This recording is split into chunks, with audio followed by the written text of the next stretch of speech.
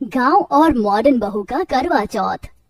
पंडित जी कितनी सुंदर लड़की का रिश्ता लेकर आए हैं। मुझे तो ये लड़की देखते ही भाग गई। मोहित बेटा तू बता, तुझे ये लड़की कैसी लगी? माँ, जो आपकी पसंद वही मेरी पसंद। वैसे माँ, मैं तो छोटा हूँ, मुझसे पहले तो अनिल भैया की शादी होनी चाहिए। बेटा मैं तो इसे समझा समझा कर थक गई हूँ। अब तू ही समझा। जब भी शादी का नाम लूं तभी इसका मुंह बन जाता है। ना जाने इस जन्म में शादी करेगा भी या नहीं। ऐसा नहीं है माँ, मैं शादी करूँगा पर अभी नहीं। लेकिन क्यों भैया, क्या आपको कोई लड़की पहले से ही पसंद है? अगर ऐसी बात है अनिल, बता मुझे, मैं तेरी शादी उसी लड़की के साथ करवाऊंगी। कम से कम तेरा घर तो बसे। मुझे एक लड़की पसंद तो है, उसका नाम सुनीता है। लेकिन वो हमारी तरह शहर की रहने वाली नहीं है, बल्कि वो गांव से है और हमारी तरह ज्यादा पढ़ी लिखी भी नहीं है। जब लास्ट टाइम मैं एक प्रोजेक्ट के सिलसिले में गांव गया था, तब मेरी मुलाकात सुनीता से हुई और कब ये छोटी सी मुलाकात प्यार में बदल गई मुझे पता ही नहीं चला। अगर तू उस लड़की से इतना ही प्यार करता है तो मुझे इस रिश्ते से कोई एतराज नहीं है। मैं तेरी और मोहित की एक साथ ही शादी करवाऊंगी। अपनी माँ सुमित्रा की बात सुन अनिल काफी खुश होता है, जिसके बाद सुमित्रा गांव जाकर सुनीता के माता पिता से बात करती है और अपने दोनों बेटों की शादी एक ही दिन रख देती है। शादी की सारी रस्म खत्म होने के बाद सुमित्रा अपनी दोनों बहू का बड़े प्यार से गृह प्रवेश करती है। माँ जी, ये घर तो किसी बंगले से कम नहीं लग रहा है। क्या ये सच में मेरा ही ससुराल है? ऐसा घर तो मैंने शाहरुख खान की एक पिक्चर में देखा था। अरे बहू, ये शहर है और यहाँ पर ज्यादातर लोगों के घर तुझे ऐसे ही मिलेंगे।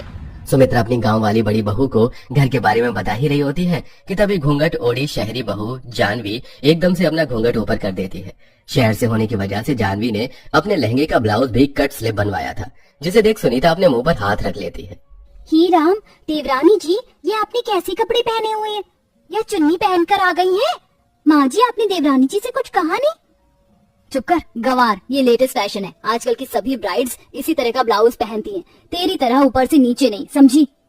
जानवी बहू, ये कोई तरीका है अपनी जेठानी से बात करने का? माफी मांगो इससे। मम्मी जी, आपने सोच भी कैसे लिया कि मैं इस गांव की गवार से माफी मांगूंगी? न जाने क्या सोचकर आपने इस गांव की गवार को मेरी जेठानी बना दिया। इतना कहकर शहरी बहू जानवी मुंह बनाकर अपने कमरे में चली जाती है। सुनीता बहू, तो जानवी की बातों का बुरा मत मानना। धीरे धीरे वो तुझे समझने लगेगी। सुनीता को समझाकर सुमित्रा भी अब अपने कमरे में चली जाती है और ऐसे ही दोनों बहुओं की शादी का दिन गुजर जाता है। अगले दिन होते ही सुनीता सुबह सुबह उठकर भजन गाते हुए भगवान की पूजा करने लगती है। ओम जय जगदीश हरे, स्वामी जय जगदीश हरे, भक्त जनों के संकट, दास जनों के संकट क्षण में दूर करे। ओम जय जगदीश हरे। सुनीता के भजन की आवाज को सुनकर सभी लोग नीचे आरती में आ जाते हैं। वहीं अपने कमरे में सो रही जानवी की भजन से नींद खराब होने लगती है और वो गुस्से में उठकर सीधा नीचे आ जाती है। अरे जानवी, तुम आ गई? मैं तो आरती लेकर तुम्हारे कमरे में ही आ रही थी। ये लो, तुम भी आरती ले लो। अपनी ये आरती अपने पास रख गवार। तुझे क्या सुबह सुबह कुछ और काम नहीं है जो ये भजन गाकर मेरी नींद खराब कर दी? इतनी मुश्किल से तो मुझे नींद आई थी। अगर अब तेरी भजन की थोड़ी बहुत भी आवाज आई ना तो तेरी जुबान काट के रख दूंगी, समझी? सुनीता के गांव से होने की वजह से जानवी को बिल्कुल भी पसंद नहीं करती थी। सुनीता अकेले ही घर की सारी जिम्मेदारी को भी संभालती है। जहां सुनीता दिन भर घर के कामों में लगी रहती, वहीं जानवी कभी फ्रेंड्स के साथ मॉल जाती तो कभी क्लब। ऐसे ही समय गुजरता है और करवा चौथ को सिर्फ एक दिन रह जाता है। जानवी, सुनीता बहू, शादी के बाद ये तुम्हारा पहला करवा चौथ है। करवा चौथ पर सास बहू को सरगी देती है।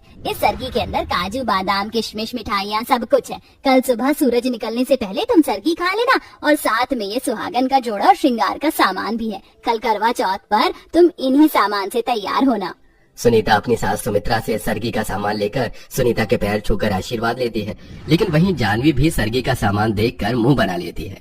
माँ जी, ये क्या आपने मुझे बेकार सा सामान दिया है? आपने सोच भी कैसे लिया कि मैं इतनी घटिया क्वालिटी की साड़ी पहनूंगी और ये लाल चूड़ियाँ और गंदी सी लिपस्टिक लगाऊंगी? मैं करवा चौथ पर क्या पहनूंगी ये मैं डिसाइड करूंगी, ना कि आप। इतना कहकर जानवी मुंह बनाकर चली जाती है। जानवी की बात सुन सुमित्रा को बुरा तो लगता है, लेकिन सुमित्रा उसे कुछ नहीं कहती। सुमित्रा के कहने पर सुनीता जानवी की सरगी ले जाकर उसके कमरे में रख देती है और वहीं दूसरी तरफ जानवी करवा चौथ कपड़ों की शॉपिंग के लिए एक बड़े से मॉल में जाती है। ये हुई ना बात, अब मिला है मुझे करवा चौथ के लिए एक परफेक्ट ड्रेस। जानवी बड़े से मॉल से अपनी करवा चौथ के कपड़े ले लेती है। साथ ही एक बड़े से पार्लर में जाकर manicure, pedicure, waxing, bleach, facial, cleaning, hair spa जैसी चीज करवाती है। कल तो करवा चौथ पर सबसे ज्यादा सुंदर मैं ही लगूंगी। पार्लर का काम खत्म होने के बाद जानवी सीधा घर पर आ जाती है और ऐसे ही रात हो जाती है। सूर्यदेव के निकलने से पहले सुनीता उठकर जल्दी से नहा धो लेती है और भगवान की पूजा पाठ कर सुमित्रा की दी हुई सरगी को भी अच्छे से खा लेती है। मैंने तो सरगी खा ली, लेकिन क्या जानवी ने खाई होगी? एक काम करती हूँ, उसे देख कर आती हूँ। अगर सो रही होगी तो सरगी खाने के लिए उठा भी दूंगी। सुनीता जानवी के कमरे के बाहर जाती है और काफी देर तक जैन के कमरे का दरवाजा खटखटाती है, लेकिन जानवी नींद में होने की वजह से दरवाजा नहीं खोलती और बेचारी सुनीता वापस आ जाती है। थोड़ी देर में सूर्यदेव दर्शन देते हैं और सरगी का समय खत्म हो जाता है। दोपहर के 12 बजे तक तो जानवी आराम से रह लेती है, लेकिन धीरे धीरे अब उसे भूख लगना शुरू हो जाती है। भूख के मारे मेरी जान निकली जा रही है। क्या चांद निकलने से पहले मैं कुछ खा नहीं सकती? नॉर्मल फास्ट में तो इंसान फ्रूट चिप्स तो खा लेता है, तो इसमें ये सब क्यों नहीं है? क्योंकि ये करवा चौथ का व्रत है और सभी शादीशुदा औरतें इसे अपने पति की लंबी उम्र के लिए रखती हैं।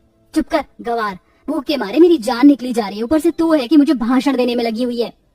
जैसे जैसे शाम होने को आती है, गांव वाली बहू अपनी सास की सरगी में दी हुई साड़ी पहनकर तैयार हो जाती है। अरे बहू, मैं तो करवा चौथ की पूजा का चित्र लेकर आ गई थी, लेकिन तूने तो इसे अपने हाथों से ही बना दिया। माँ जी, हमारे गांव में सभी औरतें अपने हाथों से ही करवा पूजा का चित्र बनाती थी। मैंने उन्हीं को देखकर ये सीखा है।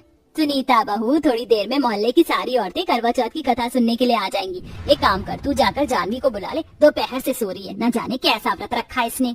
कोई बात नहीं माँ जी, पहला व्रत है ना, इसलिए धीरे धीरे जानवी को इसकी आदत पड़ जाएगी।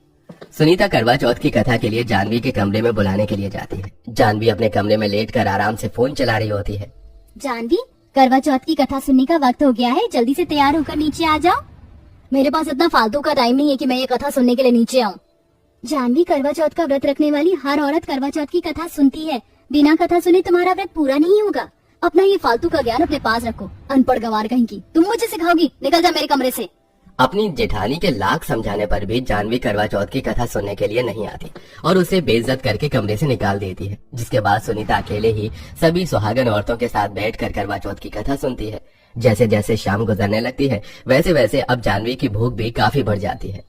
अब इस भूख को मैं और बर्दाश्त नहीं कर सकती, मैं तो चली खाना खाने के लिए। जानवी चुपके से किचन में जाती है और फ्रिज में से खाने पीने की चीज निकाल कर खाने लगती है। अच्छे से पेट भर जाने के बाद जानवी अपने कमरे में आती है और तैयार हो जाती है। जहाँ करवा चौथ के दिन सभी सुहागनों ने लाल रंग का जोड़ा पहना था, वहीं जानवी काले रंग के बैकलेस साड़ी पहनकर सबके सामने आती है। जानवी बहू, तेरा दिमाग तो सही है, आज के दिन तूने ये पहना है, जानती भी है तूने कितना बड़ा अपशगुन किया है।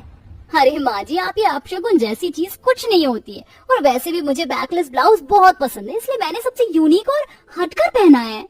थोड़ी देर में चांद निकल आता है। सुनीता छन्नी में से चांद को देख अनिल को देखती है और अनिल के हाथों से पानी पीकर करवा चौथ का व्रत पूरा करती है। वहीं मोहित अभी रास्ते में ही फंसा होता है। ट्रैफिक होने के चक्कर में मोहित एक शॉर्टकट रास्ता लेकर घर लौट रहा होता है कि तभी कुछ चोर मोहित की गाड़ी पर हमला कर देते हैं और मोहित को लूट कर उस पर चाकू से वार कर देते हैं। कुछ देर बाद उसी रोड से कुछ और लोग गुजरते हैं। मोहित को घायल देख वो उसे जल्दी से अस्पताल में भर्ती करवाते हैं। अस्पताल वाले मोहित की आईडी प्रूफ से उसके घर पर कॉल करते हैं। जैसे ही मोहित के घायल होने की बात उसके घर वालों को पता चलती है तो सभी लोग दौड़े दौड़े अस्पताल आते हैं।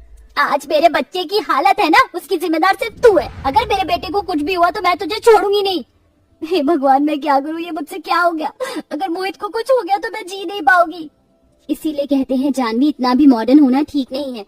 तुम्हें करवा चौथ के व्रत का बहुत अपमान किया, इसलिए करवा माता ने तुम्हें सजा दी है। लेकिन अभी भी देरी नहीं हुई है। अगर तुम करवा माता से अपनी भूल चूक की माफी मांग लो, सच्चे दिल से अपने पति की लंबी उम्र के लिए प्रार्थना करोगी, तो मोहित को कुछ नहीं होगा। सुनीता की बात मानकर जानवी करवा चौथ के व्रत में की हुई सारी भूलों की करवा माता से माफी मांगती है और अपने पति की लंबी आयु के लिए प्रार्थना भी करती है। थोड़ी देर में मोहित को होश आ जाता है, जिसे देख जानवी बहुत खुश होती है। इसी के साथ अब जानवी को अपनी गलती का एहसास होता है और सुनीता से माफी मांगती है और हर साल सुनीता के साथ सारी रस्मों को निभाते हुए अच्छे से करवा चौथ का व्रत करती है। वेल दोस्तों, क्या आपके भी घर में कोई करवा चौथ का व्रत रखता है? तो उसका नाम हमें कमेंट में जरूर बताइएगा।